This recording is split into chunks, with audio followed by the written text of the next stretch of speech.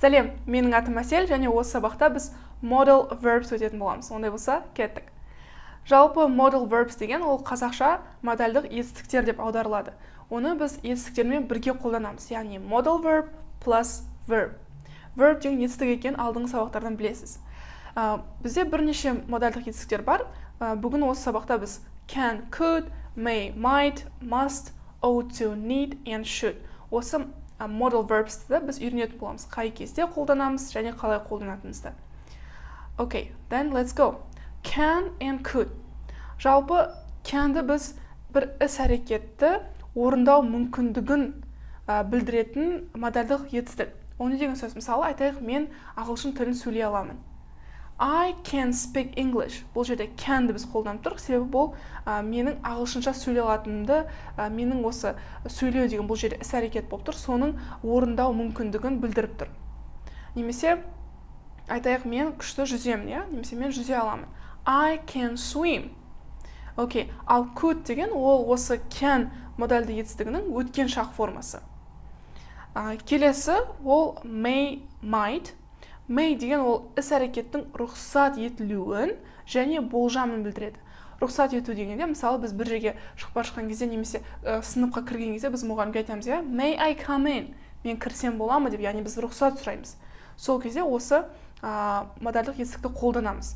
Және келесі ол болжамды білдіреді. Яғни сіз бір болжам айтайық, қазір мүмкін сіздің досыңыз сағат 6-да келу керек еді, бірақ ол біраз кешігіп жатыр. Сонда сіз айтасыз, he might be late, ол кешігеді, яғни сіз болжайсыз.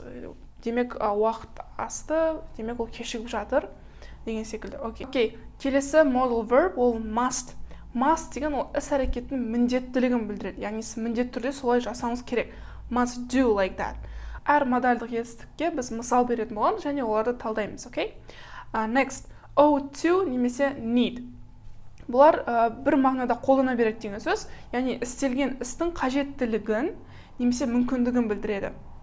Мысалы, need деген ол жалпы ол қажет деген сөз, ought to немесе needті бірге алмастырып қолдана берсеңіздер болады. Олар бір мағынада. Келесі сөз ол should.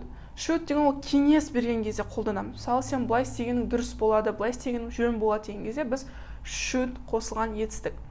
Мысалы, болып жатқан оқиғаның дұрыстығы немесе орындалғанына қатысты өз пікіріңізді білдіре аласыз. Ал енді осы модальдық етістіктердің қалай қолданатынымызды көріп шығайық. Ең бірінші оның формуласы modal verb plus verb without to, яғни to-ды біз қолданбаймыз.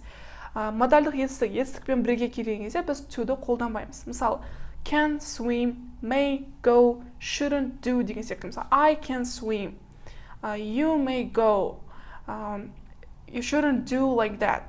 Сол кезде, мысалы, сөйлемнің ішінде біз модальдық етістік келетін болса, етістікпен бірге қосылса, міндетті түрде to-сіз қолдануымыз керек, яғни to-ды жазбаймыз. Ал енді to-ды біз қай кезде қолданамыз?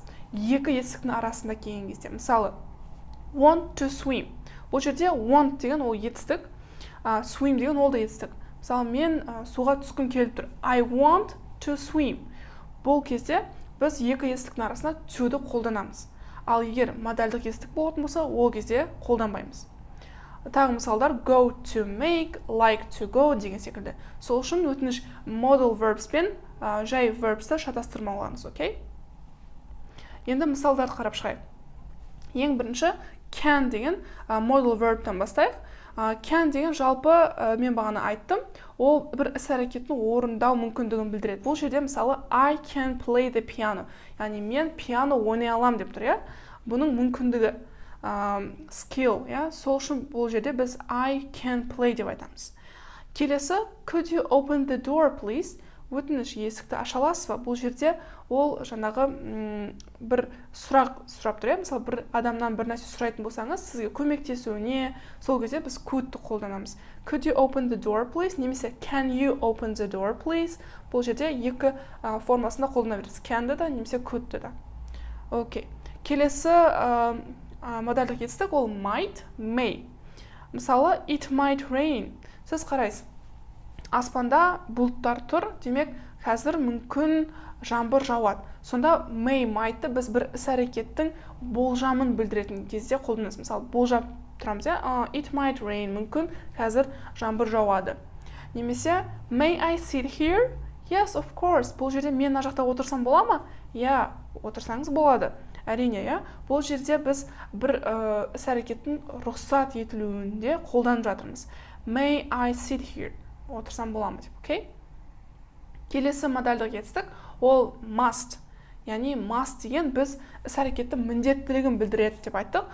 Көбінесе осындай бір жолда келе жатқан кезде сіз көп осындай нелерді көресіз, sign. Мысалы, you mustn't make a U-turn. Сіз жаңағы разворот жасауыңызға болмайды. Бұл жерде сізге тиым салынып тұр. Сол үшін біз must'ты қолданамыз. Себебі бұл біздің міндетіміз. Окей? Немесе келесі былай да қолдансақ болады. Мына жақта жазылып тұр. Movies you must watch before you die. Яғни бұл фильмдарды сіз өлмей тұрып көруіңіз керек деп тұр. Бұл жерде керек, яғни қажет, істеуіңіз міндет деген мағынада must watch, must see, must visit деген көп қолданылады. Әсіресе Инстаграмда хэштег дейді, must see, must visit дейді. Немесе бұл деген сөз міндет түрде көр. Мысалы айтайық, мен бір киноға бардым, ол кино маған қатты ұнады, сосын мен досыма айтамын, you must see it, you must watch it. Сен міндет түрде осыны көруің керек деп, Немесе must visit деп айтсақ болады. Айтайық, сіз Парижге бардыңыз, Эйфель мұнарасының қасында суретке түстіңіз, сосын үйге келіп достарыңызға айтып жатсыз, you must visit. Сіздер міндетті түрде баруыңыз керек, өте әдемі сұлу жер деген секілді. Окей. Және келесі біздің модальдық етістік ол should. Should деген мен бағана айттым, бір кеңес берген кезде қолданамыз. Яғни ол міндет емес, бірақ сіз өз атыңыздан бір кеңес беріп жатсыз, немесе бір болып жатқан оқиғаға сіз жаңағы дұрыстығын немесе орындалғанына қатысты бір пікір беріп жатсыз. Мысалы, мына жақта міне тағамдарды көріп тұрсыз, қайсысын жеуге болады, қайсысын жеуге болмайды деген секілді.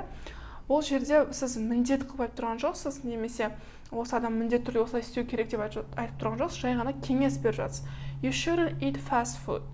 Сен осындай fast food жемеуің керек, өйткені ол ағзаға жаман.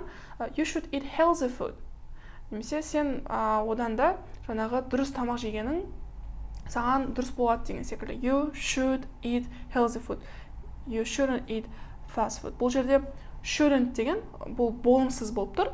Және осы модальдық етістікті егер сіз болымсыз түрге ауыстырғыңыз келсе, жай ғана сол модальдық етістіктен кейін not деген сөзді қосасыз, сол кезде сізде болымсыз болып тұрады. Мысалы, shouldn't, should not, немесе cannot, can't, might not, may not деген секілді, окей? Осымен біздің сабағымыз аяқталды.